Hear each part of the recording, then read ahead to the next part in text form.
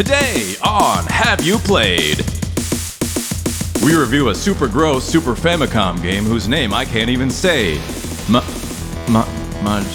Let's just call it King of Demons. And not afraid enough of a naked female body? Go all the way with Dante's Inferno. Ready or not, it's game time! And now, two cool dudes with daddy issues, your hosts, Andrew Taylor and Matt Hall. Greetings and felicitations, children of technology, and welcome to an all-new episode of Have You Played? My name is Andrew Taylor. And I'm Matthew Hall. And we have two amazing videos about video games for you. That's true. We are going to be reviewing a Super Famicom title called King of Demons, or Majuu. And also we're going to be looking at Dante's Inferno for the Xbox 360. Yes, it's gonna be a really rip-roaring good time, but let's not waste any more time. Let's get into... should you say it? Sure, I'll say it. Okay. Let's get into King of Demons. I think I can edit that to be funny. Yeah, I do too. Majuu, or King of Demons is a side-scrolling action platformer released only in Japan in 1995. Matt and I discovered this game back on one of our first ever gaming streams together a few years ago, buried deep in a mysterious computer folder. It never had an official US or English release, but luckily this version was in English somehow. Yeah. This game immediately gripped me with the box art. Who are these brutal monsters and who is that boob lady? I had to know. You play as a man named Abel, who is a man that is not John Rambo. Our story takes place in the city of Dragon Ball Z, floating island, dystopian graveyard, railroad, unholy death fortress of Sauron, floating in the blackness of Spaceberg. In the not-too-distant future, a mysterious unicorn dragon man swoops down and approaches you. He is Bayer, Abel's old friend who has sold his soul to the demons and has kidnapped your wife and daughter. Abel calls Bayer a bastard, and that's pretty hardcore for Super Nintendo. Oh, you bastard! After a quick demise, you are magically reinvigorated by your family. And you defeat Bayer by blasting his ass with a pistol. And these huge energy punch things. The game controls pretty tightly. You have a double jump and roll that really come in handy, but you do have to commit to jumps. You'll notice quickly that this game is pretty tough. Enemy patterns can be confusing at first, and there are some parts that feel a little cheap, but once you learn the tricks, you really start to get the hang of it. The enemies are pretty varied, from shambling zombies and jumping frogmen to skeleton turrets and these little shirtless buff guys.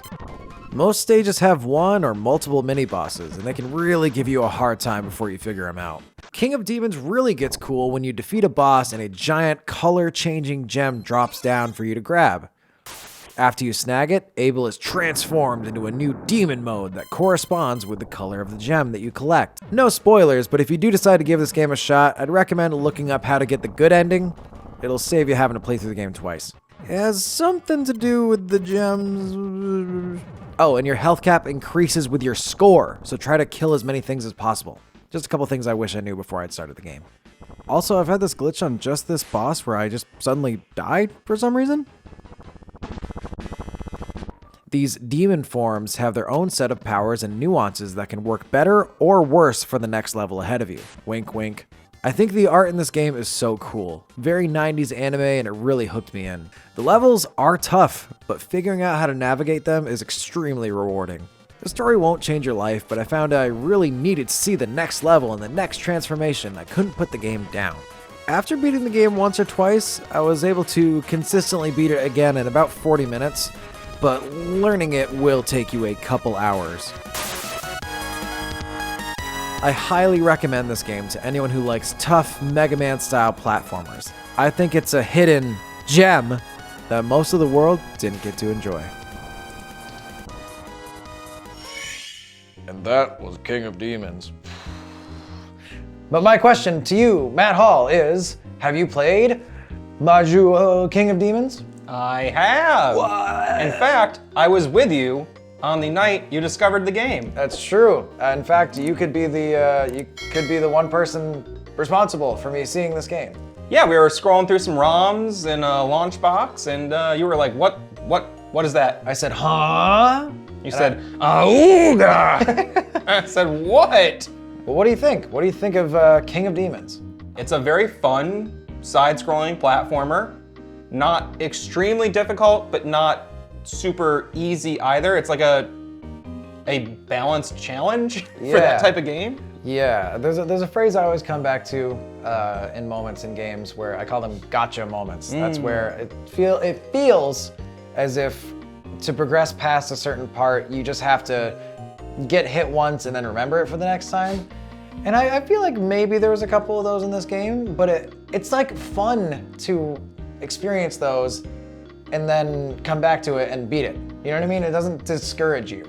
Right. I think that's something that happens in a lot of older platformers where older games in general, because there was more repetition and more playthroughs, like sometimes you would just have to like get your ass handed to you and be like, oh, next time I'll know how to do that. Whereas I think in modern games, the design philosophy has largely leaned toward give you a heads up on the dangers first. Yeah. And I think that's why a lot of games like Dark Souls, we'll say, are seen as so intimidating for players or like so hard. It's because that game and a lot of games like that will just like give you a horrifying challenge and you just gotta fucking deal with it.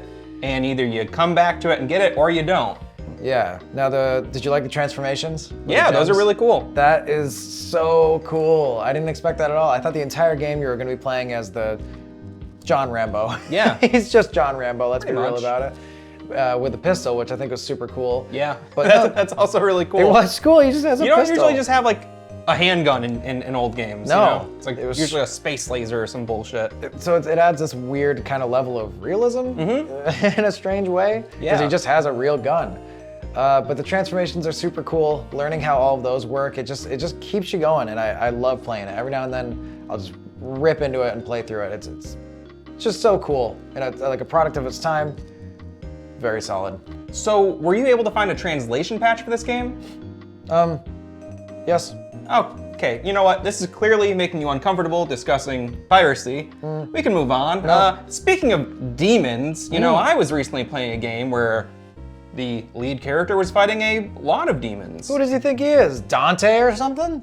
Actually, yes, I'm talking about Dante from Dante's Inferno. Oh. Let's check out my review of Dante's Inferno. Dante's Inferno was developed by Visceral Games, the same folks who brought us the Dead Space series. Despite being released 2 years after the first Dead Space title, Dante's Inferno seems to lack that game's polish and focus. The game is obviously based on the Inferno section of Dante's Divine Comedy. The basic plot is that Dante was fighting in the Crusades, committing atrocities and war crimes, all under the assumption that his sins would be absolved, because he's one of the good guys. Dante even goes so far as to break the no-fap, no-fuck challenge vow that he made to his beloved Beatrice, but he still believes he has done no wrong. An assassin winds up murdering Dante, and Death shows up, ready to send Dante to eternal damnation for his sins. But Dante yells, "We had a deal!" and refuses to die. Instead, he kills Death, takes their scythe, and returns home, only to find that Beatrice and his father have both been murdered. Lucifer himself then appears and drags Beatrice down to hell. Dante follows in hot pursuit, and through a very God of War inspired series of third-person hack-and-slash battles, Dante takes on the 9 circles of hell in an attempt to retrieve the lover that he betrayed. Now, I took a very extended break from gaming around the time that the GameCube was discontinued, and up until then, I was a very faithful Nintendo fanboy. I never really played any Xbox or PlayStation games up until a couple years ago, so I picked up Dante's Inferno on the Xbox One as part of my attempt to catch up on all the 2010s gaming that I missed out on. The gameplay itself in Dante's Inferno is pretty standard 3D hack and slash, which I find to be a sort of evolution of the side-scrolling beat-em-up genre that we saw in the 90s. It's the same sort of thing that was used in the Ninja Gaiden reboot and the God of War series, but I think it was done best by games like Devil May Cry, and in many ways it was expanded upon by games like Arkham Asylum or Spider-Man on the PS4. This style of combat can be very repetitive, so a game needs to find ways to keep the player engaged while they do the same thing for hours on end. Dante's Inferno does try to switch things up here and there, with wall climbing, platforming sections, riding giant beasts, and the occasional puzzle. However, none of these elements really grabbed me. The thing that kept me going through the game was wanting to see all the different enemies and hell imagery. There is some genuinely disturbing stuff in here, whether it's the monster lady whose nipples open like a little hatch door to release the mutilated living corpses of unbaptized babies who have blades for hands, and her nipples also have tongues coming out of them, or maybe the countless wailing, suffering hordes of sinners that are crammed into almost every wall.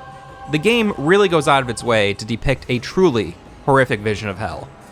While there were more than a few times where my objectives were unclear, or an inconveniently placed checkpoint forced me into a battle with really low health, my desire to see more fucked up shit really kept me going.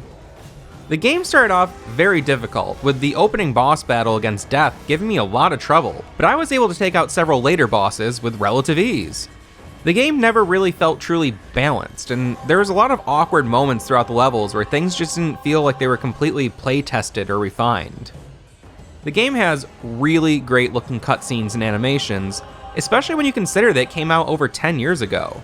However, the actual gameplay experience just doesn't live up to the standards and expectations that are set by the story and its visuals. You can run through the game in around 6 hours, so it's not a huge time commitment if you're curious about it. The game ends on a cliffhanger, but unfortunately we never got a sequel due to the lukewarm reception the game got at the time. While Visceral Games is now defunct, much of the team still works together, and they're currently getting ready to launch a spiritual successor to the Dead Space series. So, who knows? Maybe the story could get picked up again. In the meantime, if you can get Dante's Inferno on the cheap, I'd say it's worthwhile. But at its current price of $14.99 on the Microsoft Store, it's hard for me to recommend, especially when a disc copy of a game like God of War on the PS4 is the same price. And you can look up Rule 34 of Dante's Inferno bosses for free. Well, we had to do it to him. M was the audience and it was showing that review package, and now that they've seen the video and heard my thoughts on Dante's Inferno, I must ask, Andrew, have you played Dante's Inferno? I really, really have. Yes, I know you have. I couldn't remember if I told you that I have, but I played this game right when it came out, all those years ago on the Xbox 360. Wow. Did you like it? I really loved it. Keep in mind, I was probably 15 or 16. Did you beat it? I did beat it. Yeah. That was one of the first games that I got that I found challenging and that I actually managed to beat through sheer force of will, because I'm still not very good at games. I was even worse when I was younger. But you were probably motivated by the fact that when you fight the final boss, Satan, you get to see his massive swinging phallus. I had heard the rumors about his giant dong, but not only that, there is very many booby as well. Yes. And I think... And usually presented in a horrific way. Yeah, none of it's good. It's really well done, don't get me wrong. I like all this, I thought the story stuff was really good. Mm-hmm. But it's interesting to see your opinion on the game, however many years. Like 11 maybe? Yeah, since the game came out. So you don't think it doesn't hold up quite as well? You said even at $15, you had a hard time? Well, the cinematics are incredible looking. I cannot believe how well rendered those cutscenes are. They looked great. And I'm sure it got some sort of slight upgrade at some point over the years. Right, maybe bumped it. But I mean, still, incredible realism and just incredible, just the lighting and then the details, just amazing on those. The gameplay, repetitive, but the combat feels mostly good, but there was just all these little parts of the game that just felt very awkward. There was one puzzle that wasn't hard, but I don't know if it was me not seeing what to do, if I was being a silly goose. It was something about, there was a fountain of gold, I think it was in the greed level. I had to look that up. You had to look it up? It didn't make any sense. Yes, it seemed so cryptic at the time. Me and all my friends were stuck at that point at the same time, and I remember my friend calling me after he finally figured it out and trying to explain it to me over the phone as I did it. I had to look that up. There was a couple other puzzles, because when they present a puzzle, they do kind of zoom in and show you this is kind of what's going on, and then you gotta figure it out, but I could not understand what they were trying to communicate at all. Specifically in that part, I was very lost, and I was like, what? How dumb am I? I can't figure this out. Stuff like that where it's just like, it feels like it was not totally thought out. Maybe I'm an idiot. There's a couple That's always a stumbles. caveat I want to put out there, but Yeah, same here. yeah, there's just like certain things in the game where you go, oh, The scythe's pretty cool. the scythe is pretty cool. You start the game by killing death. That's really cool. really cool. It sets such a high bar It really for does. itself, you know? Like to start off with like one of the most epic ideas for a battle ever. I died a couple times To the first time kill through. death. Yeah, you're like, And then it's like, it's hard, you know, it's hard to maintain that pace once you set the bar that high as like the first thing you do in the game pretty much. yeah. Anyway, I'm not saying it's not worth playing. Worth $15? A lot of new games cost around $15, $20. I'd say if you can get it on sale, go for it, for sure. All right. $15, you might regret it. Go to hell, Matt. All right. And now, the guy who spends way too long deciding what to buy during a Steam sale. Steam sale alert. A Steam sale!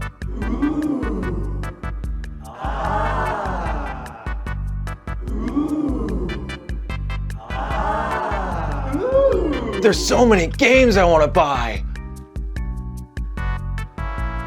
Oh, but I only have so much free time to play games. I must choose which game to buy.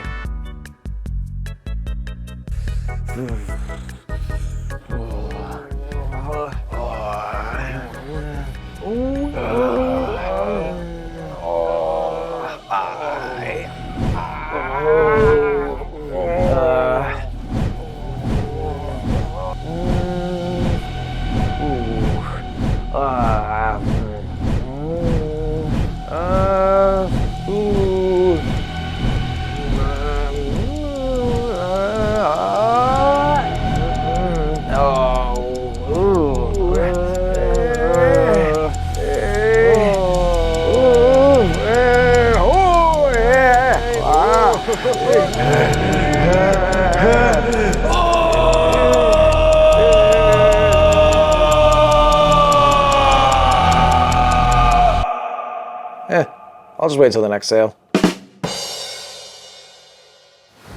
Well, Andrew, it's that time of the show where I look at you and I say, what have you been playing lately? Matt, I've been playing a game called Loop Hero. Oh, Loop Hero sounds nice. It is pretty nice. It's made by a company called Four Quarters and published by our good friends at Devolver Digital. Very good games. Yes, I think by the time this video comes out, my review, or first impressions, of Loop Hero is already out. It is a roguelike game. You're given a path, a randomly generated loop, with your camp at the center of it. Your character will auto progress through the loop, and then you are given control over pretty much everything else aside from your hero. As you defeat enemies, you get armor, new weapons, gear, stuff like that, but you also get tiles that you can place on the world. It's like a grid that allow enemies to spawn, that you can place terrain that gives you benefits and buffs, and you're in full control. And the goal is to try to survive long enough to make the last boss spawn, and then you gotta kick his butt. And it is very good and fun. And there's a demo available for free, right?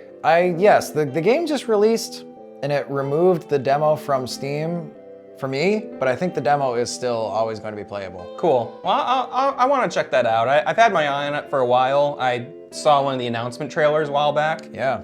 Looks like something I might have fun with. Devolver Digital. Yeah, I like almost everything they do. Brand new, it's only $15. So Cool. I guess if you have a hot 15 burning a hole in a pocket, you have the choice between Dante's Inferno and Loop Hero. Between the two of them, I don't know what I would choose. But Looks like you already chose. I chose both. What have you been playing? Oh, me? Well, lately I've been playing a little game called The Second Fallout. Oh, Fallout 2. That is, they stylized it too. They said the second Fallout. What do you think about Fallout 2? Wow. Wowzy, wow, wow, wow. I thought the first one was Fallout 3.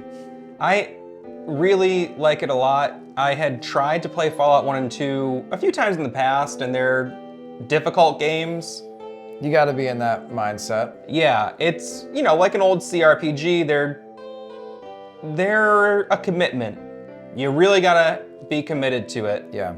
And it's not gonna hold your hand at all. I've had a couple times, I'm a big Elder Scrolls fan, where I'm like, I'm gonna go back and play Arena and Daggerfall. Oh yeah.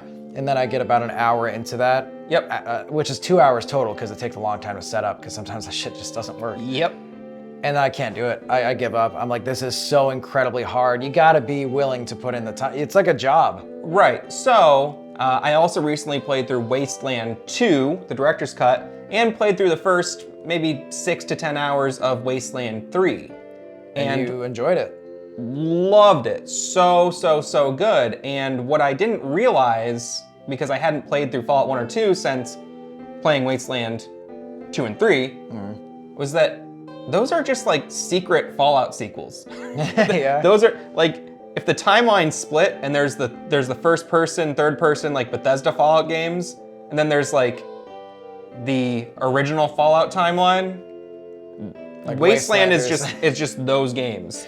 I don't see why they can't just make it Fallout. Well, intellectual property and copyright and everything, but now that Microsoft owns all of those properties, it easily could happen.